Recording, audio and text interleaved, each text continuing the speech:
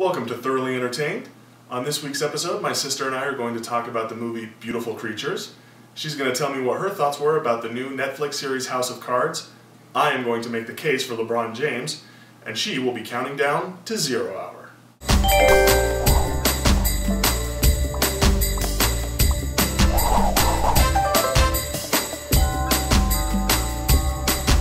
So this week we saw Beautiful Creatures. Yeah.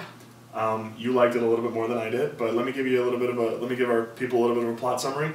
Beautiful Creatures is about two kids in their teens who live in a really rural town in South Carolina. Ethan has been having these dreams at night of a mysterious dark-haired woman, and he kind of feels like he's falling in love with her even though he only sees her in his dreams. And he meets Lena, who is a new girl in his class who comes from kind of a dark and mysterious family, and it turns out that she is a caster, or a witch. And the two of them kind of fall in love, and they have to overcome certain obstacles before her 16th birthday, where she is going to be either claimed by the light or the dark, and depending on what her true nature is. So another one of those, like, human falls in love with a witch.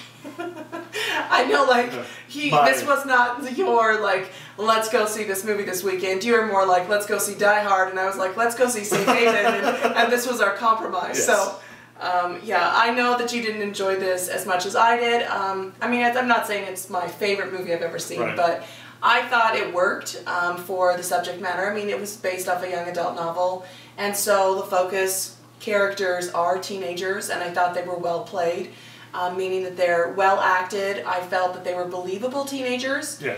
Sometimes they have actors that are so much older than teenagers that I just think that doesn't seem plausible or real at all.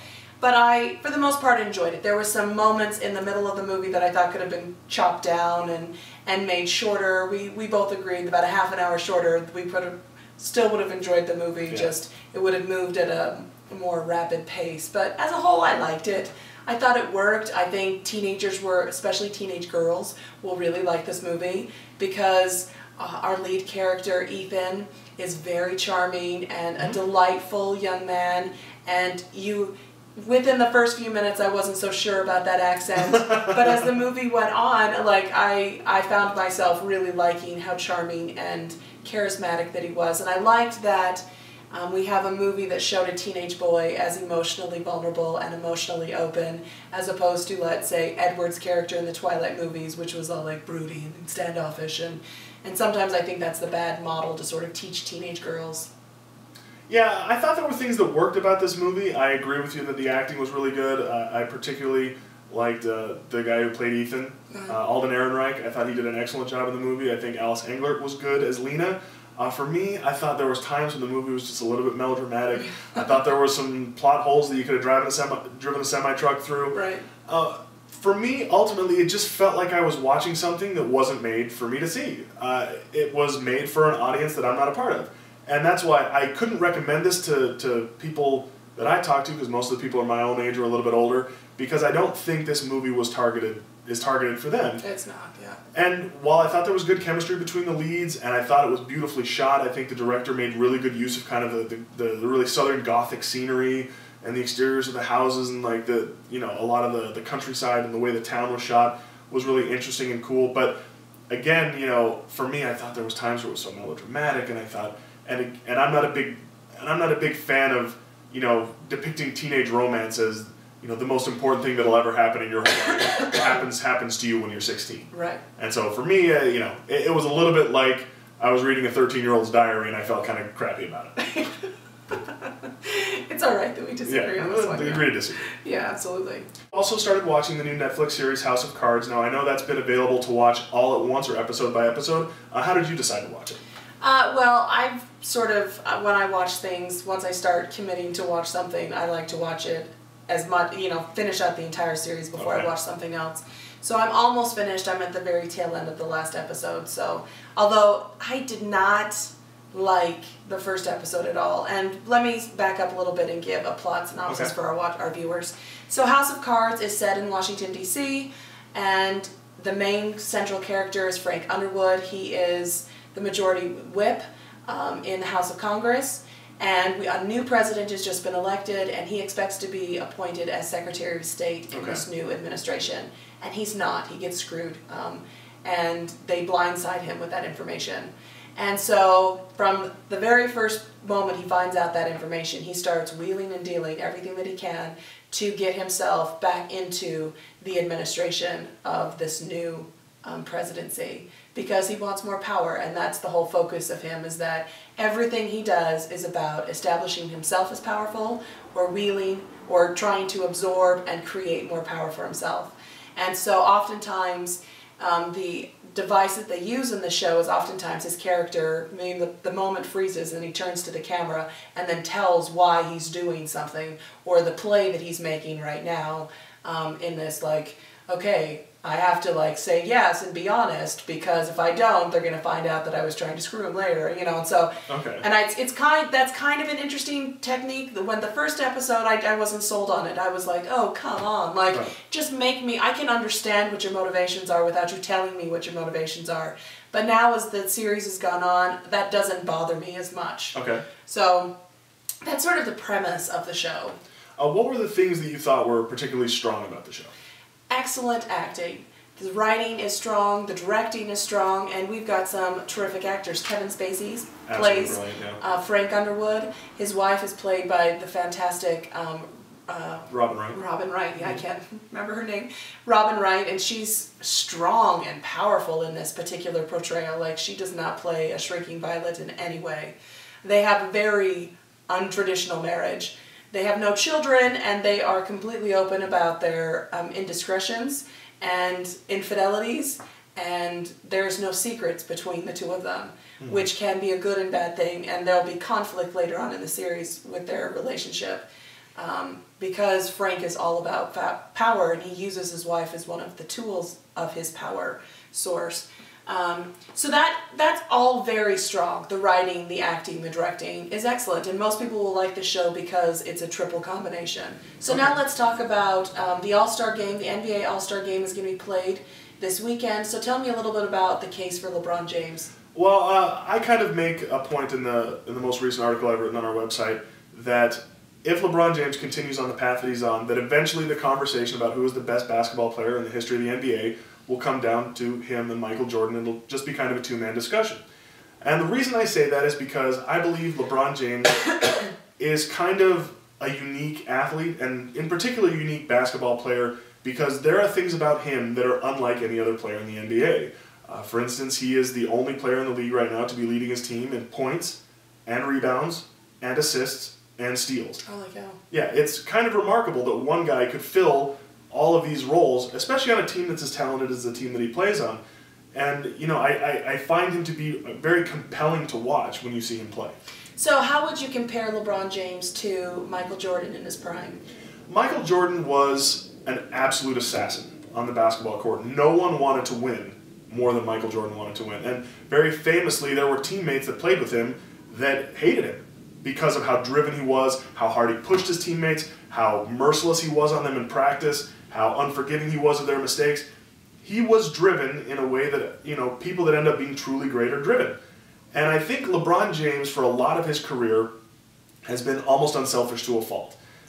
He's been the best player on every team he's ever been on, but he's also been its most unselfish. Early in his career, he was criticized for passing out of big shots to open teammates when everyone's like, well, Michael Jordan would have taken that shot.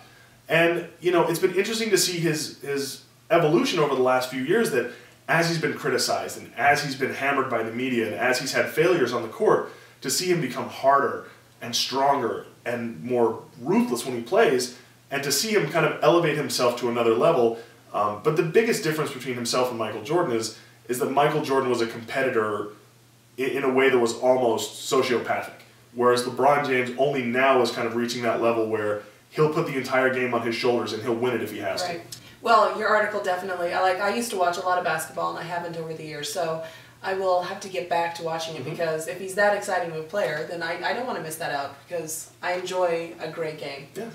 All right, so let's talk about the last review today, which is the new ABC series, 0 Hour. The premise of the show is that in 1938, Nazi Germany, there was a secret organization that held, I don't know, some world secret, they don't reveal that yet, and the Nazis had discovered the possibility to create immortality in some way. this shadow organization finds a baby with crazy, like, white eyes, and that is, I guess, their definition of immortality. We don't know where this is going yet. And all of a sudden it flash forwards to 2013 New York City. And we have a gentleman played by Anthony Edwards, who used to be on ER and was the star of that show, who now runs a conspiracy theory magazine, and his wife is a clock restorer and fixer, or whatever, tinkerer. And she gets kidnapped within like the first 5 minutes of the show.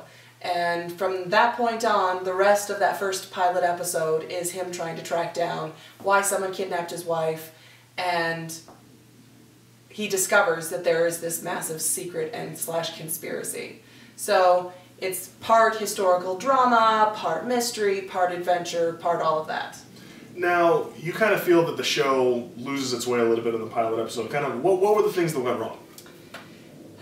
What didn't go wrong is better the question. I mean, seriously, the pacing was off. Like, within the first episode, they're like in 8 different locations. They're from Germany to the Arctic Canada to, you know, like, and I just thought, really? Like, come on. The whole reason why we have television series as opposed to movies is that you have the freedom to really slow down the storytelling and really flesh out what's going to happen.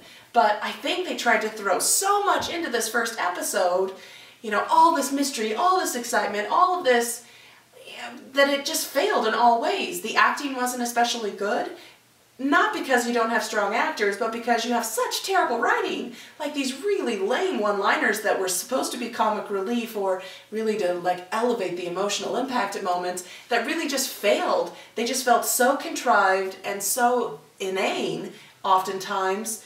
You know, like Anthony Edwards doesn't truly mourn the fact that his wife has been kidnapped while he was on the phone with her, yet almost immediately he discovers the secret map and the clock that she left behind in their apartment, and I thought, no, he wouldn't. Like, where is the grief? Like, and the FBI just reveal almost immediately, like, their entire game plan and who the criminal mastermind is, which is another complete implausibility because you have, in our modern society, the greatest baddies in the world happen to be Al-Qaeda and the terrorist organizations from the Middle East. Not in this show. It's a European, like Scandinavian descent, who happens to be the most evil man in the world. And I just, you know, like, you just don't believe it. Right. And so I just think ABC had so much that they could have done right with this pilot episode, and it failed on all levels.